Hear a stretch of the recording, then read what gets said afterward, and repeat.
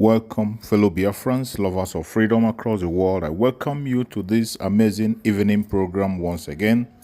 Here we are once again bringing you update on the things that are happening in Biafra land, bringing you update on what is going on wherever you are watching us from. If you are watching from Biafra land, from Asia, Europe, America, Australia, Canada, New Zealand, you are watching from Russia, you're watching from China, you're watching from Israel.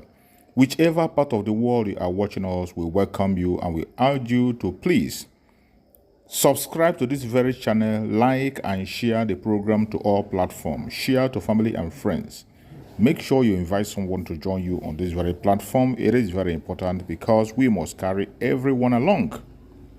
Fellow Biafran that are watching, this is Biafra Exodus Hard Talk TV, a platform where we bring information that has to do with the Republic of Biafra.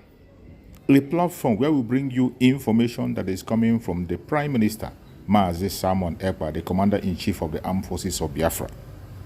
A platform where we bring updates on what is going on in the contraption called Nigeria. A platform where we give you updates, say it the way it is, and we'll bring information to your doorstep. Please, hang on and do not walk away.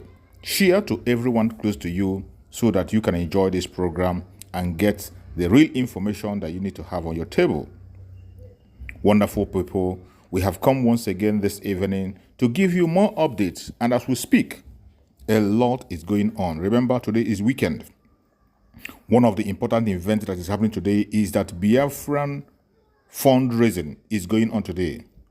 The Biafra Republic Government in Exile fundraising is going on. You know, the fundraising is every Saturday. Biafrans come together to raise funds to sponsor and support the liberation of Biafra. Today is that day, and it is important that every Biafra should key in by 8 p.m. Biafran time. Wherever you are, join the Zoom and make your donation. Don't wait till that time. It is 247 donation. Just go to the link and you make your donation and get your receipt. Then when you come to the Zoom meeting, you can announce it. Fellow Biafrans, wherever you are, do not be left behind because a lot is happening. For every contribution you make, you will see the effect of your money. Today, we can see the tremendous gain that have been made by Biafrans. We have seen the wonderful work our Prime Minister Simon Ekpa is doing. It is because of you. It is because of me. It is because of what we are putting together to see that Biafra becomes a reality, and we must not give up. We must not step back. As we speak, a lot is going on. Why the terrorist country is busy disturbing the Biafrans, where they are busy calling Mazi Simon Ekpa right, left, and center, where they are busy chasing innocent people. The northern part of Nigeria is being taken over as we speak. As we speak, I can't even share the video. If you want to see the video, go to the platform of our Prime Minister on X. You will see evidence of what I'm saying. The terrorists are running over the northern part of Nigeria, more especially in the area that is dominated by Christians. The area that is dominated by Christians is being run over, and nothing is being done about it. They can't even announce it. No one can speak about it. The so-called Chief of Army Staff is not even concerned. They are focused on talking about Mazi Simon Ekpa, whose only mission is to protect his own region against these terrorists in uniform and off uniform. Fellow Biafrans, we must continue to support the Biafran government. That is the best thing we can do at this point in time to stay alive. And I thank you that Biafrans are doing the needful. Biafrans are doing it, and our Prime Minister is not sleeping. The Biafran government in exile is doing everything humanly possible to see that Biafra is safe and secured. As we speak, U.S. Justice Department recognized Biafra Republic Government in exile as an entity for Biafra independence. This is a good one. Biafra Republic of Exile has been recognized by the U.S. Justice Department as an entity for Biafra independence. When we are talking about the coming of Biafra, you will see evidence every day. You will see things that are pointing to the coming of Biafra. That is how things are being done. It is not coming and tell us you're working underground or you're working in secret. We want to see your achievement. And today we can see. We can see everything that's been achieved by our Prime Minister Mazi Simon Ekpa with the BRICS. With all the propaganda and blackmail They blackmail our prime minister. They blackmail him in different forms, up to the extent of going to Finland to use media in Finland to blackmail Master Samanapa. That is how far they went. They use Finland media to blackmail Master Samanapa to see they can pull him down, but yet they could not succeed. I will play a very short clip for you to understand how serious the issue was. Nigerian hallitus on keskustellut tilanteesta useita kertoja Suomen Nigerian suurlähettilään kanssa ja vaatinut Suomea keskeyttämään ECPAn toiminnan. Koska ECPA on Suomen kansalainen, valtion mahdollisuudet puuttua hänen aktivismiinsa ovat rajalliset. Suojelupoliisi ja keskusrikospoliisi kieltäytyvät kommentoimasta tapausta. Asia mietityttää myös kokoomusta. Näettekö kokoomuksessa tämän ongelmana, että lahtelainen kokoomuksen paikallispoliitikko Simon Ekpa yrittää estää vaalien järjestämisen Nigeriassa? Tämä on sellainen asia, joka on meillä nyt selvityksessä puolueessa ja palataan tähän, kun on tarkempi kuva siitä, mistä on kyse. Paikallisella tasolla arvioidaan ehdokkaat sen tiedon valossa, mitä heistä saadaan, mutta kuten totesin, niin tätä asiaa nyt selvitetään. This is how far they went to push propaganda against our prime minister. And yet, the more they do that, the more stronger he becomes. They have done everything that they could, and they do not succeed. And they will never, ever succeed. Our prime minister will continue to work strong every day. Fellow Biafrans that are watching, we must all pay attention to the restoration of Biafra because the time has come. There is a warning again from our prime minister. Anyone that is telling you about amnesty, anything that is called amnesty in Imo State, Osun to be precise, in Eziama, Osun, if you are in this area and you are being told about amnesty, you better run for your life. If you are from Eziawa in Osun local government and they are preaching for you anything, run away for your life. Any form of amnesty, you are going to endanger your life, and that is your end. The Biafran people know what they want. The only thing we are fighting for is freedom. If you go out and take that amnesty, you are equally selling your life, and you are going to pay dearly. The Biafran people will come after you. There is no form of amnesty in Biafran territory to anybody because the Biafrans has not committed any offense. The only responsibility we have is to defend Biafran territory by all means necessary. If they convince you and you go and take the amnesty, the Prime Minister have warned. What is going to happen to you, you won't believe it. And our Prime Minister, in his own words, said, those falling for their trick and scam called amnesty should write their will because you can't betray Biafra freedom, where many people have sacrificed their life and you were part of them. It is dead on arrival. You can't live to tell the story. Biafrans are not joking. This is a warning from our Prime Minister. And if you think it's a joke, go ahead. Go ahead and pursue your amnesty and you are going to face the consequence of your action. As we speak, Biafra is making wave and Biafra is moving ahead, going to the highest level. We are going home. While we are preparing our going home, and you will see the reports that are coming from the zoo. In the Zoological Republic, that is where they recruit deaf and dumb in their police. They recruit deaf and dumb in their so-called police force. Now you understand why they take life of people indiscriminately. It is so sad. It is so sad, but we must continue. We will not look back. Every one of us must continue to stand strong and stand firm.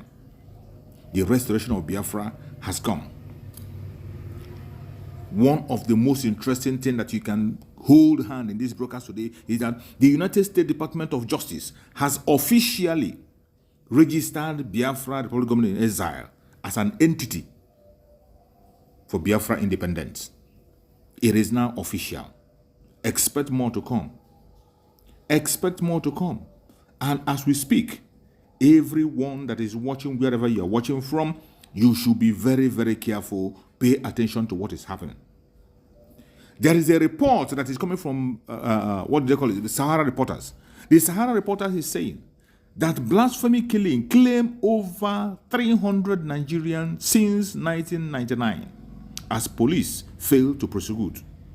300 Zoological Republic Nigerian citizens have lost their life all in the name of blasphemy, and the police could not do anything. This is a country where they have different religion. This is a country where people are supposed to have freedom of worship. Yet, 300 people lost their life for what they call blasphemy. It is sad, but that is where we find ourselves. Now you understand why it is necessary that Biafra must exit. It does not matter what you say. It doesn't matter what they think. Biafra must exit from the zoo, and the time is now. For those of you who don't understand how mad and how angry we are, for some of you who do not understand, you think it is only Biafran speaking, I am going to play for you a video that is made by a non-Biafran person so that you can hear from a non-Biafran. The crime the Zoological Republic have committed against Biafran is enormous. Let us watch this very clip. At the end, like and share to all platforms. Very important. Share to everyone to be updated and know why we are angry. Let's watch. Caesar, I'm extremely disappointed at David Umahi. Those are the kinds of statements I don't expect to hear from a senior government official. And, he's a man I tend to respect, because he's a hard-working individual, and, he knows his onions when it comes to engineering and Ministry of Works and roads constructions and things like that. So I have a lot of respect for him. But particularly I felt offended by that statement, because I've said it on this program severally. I detest the dog whistling of an entire ethnic group in Nigeria. And let's call a spade what it is. It's becoming one too many that we want to consistently and continuously scapegoat the Igbo ethnic tribe in Nigeria, and it's unacceptable. It is unacceptable because there is a history of violence targeted at that group since 1953 in our country.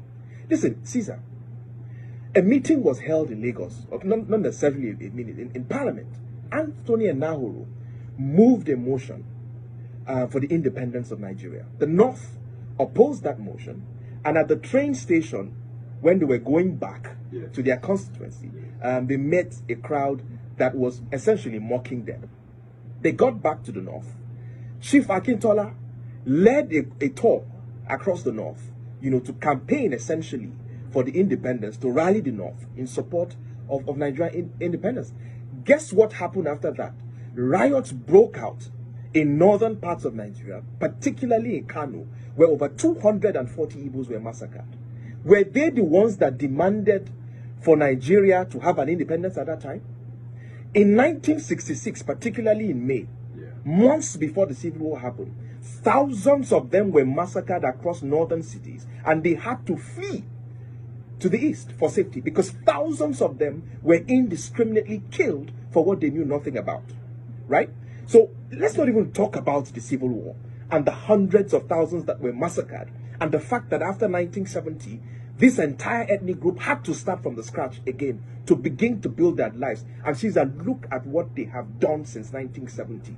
A group that left or started from nothing, went to Bauchi, went to Kano, went to Meduguri, went to Akure, went to Ogun State. And look what they have built in 40 years of hard work, grit, and no support from the federal government. Look what they have done from themselves. But what we consistently and continuously do is to signal hatred and violence against the group. And this thing has to stop. We can't continue a country. Listen, if you don't want a group of people to be a part, let them go then.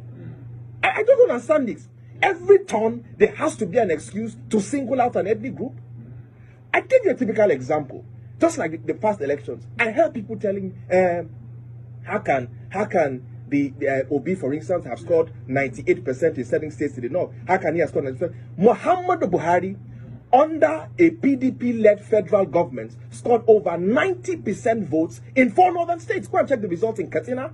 Go and check the results in Bauchi. Go and check the results in Jigawa. He scored over 90% in those states under the leadership of the PDP as the federal government. So it was okay for Buhari to score over 90% in his own core constituency, but something utterly went wrong when Obi did it in the southeast. This ethnic group have always been part of a nationalist political party and never really have ever built a regional movement. All the times they have supported a political party have been national political parties right from the NCNC. Yeah, true. They have a stakeholder in the PDP. They don't have a regional party in the sense that we had ACN in the southwest, in the sense that they had AMPP in the north. They did not have the behemoth of a regional political party. So where is all this hate coming from? Where is all this hate coming from? They tell you now, for instance, that they have a rabid mob who are harassing people on the internet because their candidate lost. We have very short memories. In 2011, a candidate lost in this country and over 800 people were massacred in violence in the north. I so know this because I personally saved 11 core members and were hidden in my father's hotel in Kano. So what are we saying? 800 people were massacred because of the ambition of somebody in this country. And suddenly we are losing our minds because we are saying people are insulting you online. And they're a rabid mob. Let us stop this. Let us stop this ethnic dog whistling. Let us stop this ethnic baiting. And this thing should not continue.